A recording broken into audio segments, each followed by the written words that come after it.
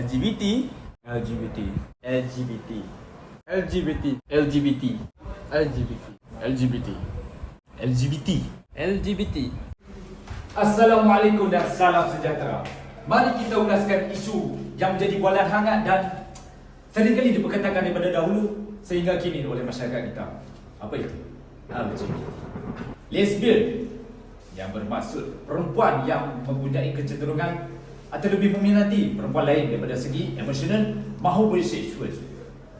Gay berikutnya lelaki yang lebih cenderung pada lelaki, manakala bisexual yang meminati kedua-dua jenis kelamin. Manakala transgender pula ingin mengubah secara ilmiahnya anggota badan mereka maupun alat kelamin mereka. Jadi, terdapat negara yang mengiktiraf komuniti seperti ini, manakala negara lain menentang sekeras-kerasnya daripada berluas-luasan lagi lah aktiviti ini. Pelbagai pandangan masyarakat tentang komuniti LGBT. Ada masyarakat yang menerima, yang menyokong hak keserataraan antara mereka. Ada kala yang menyokong penentangan, yang ingin memegang asas kepada moral maupun agama yang boleh menyebabkan keganasan berlaku. Dasar dan undang-undang menentukan pandangan masyarakat. Negara yang menyokong LGBT ini cenderung mempunyai undang-undang yang lebih inklusif, manakala negara yang sebaliknya mempunyai undang-undang yang diskriminatif. Kesan LGBT, kalau kita tanya kepada golongan LGBT ni, apakah penyakit yang akan mereka hadapi, mereka akan menafikan HIV, syphilis, hepatitis, chlamydia adalah mitos. Namun statistik Kementerian Kesihatan menunjukkan pada tahun 2017 sebanyak 1,697 adalah individu yang mengamalkan seks songsang seperti homoseksual dan ataupun bisexual, ialah sebahagian 3,347 adalah kes. Rata-rata masyarakat tahu virus HIV yang sering berjangkit akibat perkongsian jarum adalah punca utama virus ini. Namun statistik menyatakan golongan LGBT pula yang mengambil alih kes HIV yang paling tinggi. Saya nak contoh tentang sejarah Islam berkaitan dengan LGBT. Kalau hangpa nak tahu, LGBT ni dah ada pada zaman Nabi Lut ni.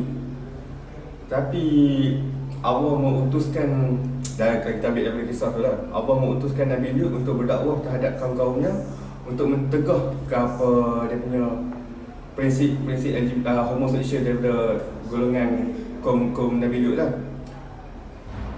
Nabi Lut mentegah mereka untuk cuba berhenti melakukan hubungan tu.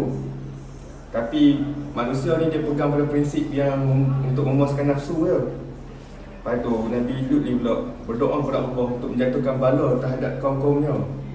Dengan cara Allah menterbalikkan dunia dan menghapuskan kaum Lut sampai tiada apa.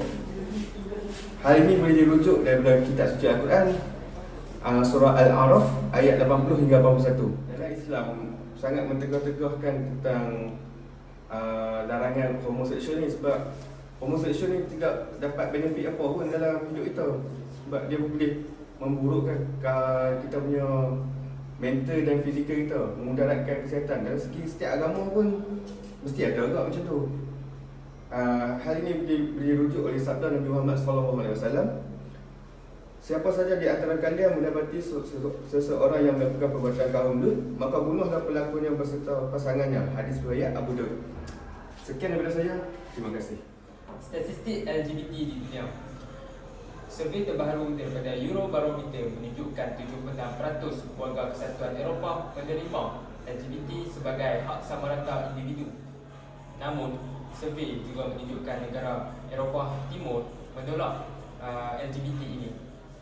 Statistik menunjukkan negara Slovakia menduduki tangga teratas terhadap penolakan LGBT ini, iaitu 59%, diikuti Romania 54%, Croatia 51%, Hungary 46%, Bulgaria 45%, Poland 45%, Latvia 43%, Lithuania 40%, Republik Czech 39% dan Estonia 37%. Terdapat beberapa negara Eropah mempunyai pandangan yang konservatif terhadap LGBT. Beberapa negara Eropah ini melindungi hak-hak LGBT seperti membenarkan perkahwinan sejenis dan membenarkan hak-hak individu LGBT dilindungi. Pandangan terhadap LGBT ini dari negara Eropah ini dapat bervariasi dari negara ke negara bergantung kepada budaya, agama dan pandangan masyarakat di setiap negara. Terdapat usaha-usaha dari negara Eropah ini yang mempromosikan LGBT ini kepada dunia luar. Namun terdapat tantangan dan rintangan yang perlu diatasi. Okey, kita tahu yang golongan LGBT ni adalah sangat tidak disukai ataupun sering dicemuh oleh masyarakat di Malaysia terutamanya. Jadi antara pelan ataupun tindakan yang harus dilakukan untuk mengatasi masalah ini antaranya ialah menyelaras sebuah program dakwah dalam usaha untuk menyantuni golongan tersebut dengan juga mempunyai kerjasama dengan badan bukan kerajaan. Okey, sebagai contoh kita boleh ambil pendekatan dakwah yang diutarakan oleh Ustaz Abid Liu. Okey, sebagai contoh dakwah yang diketengahkan oleh beliau adalah secara lemah lembut ataupun berhikmah. Jadi dengan pendekatan secara berlemah lembut ini kita boleh menyantuni golongan sasaran ini supaya mereka boleh dapat berhijrah ke pangkal jalan ataupun bertaubat.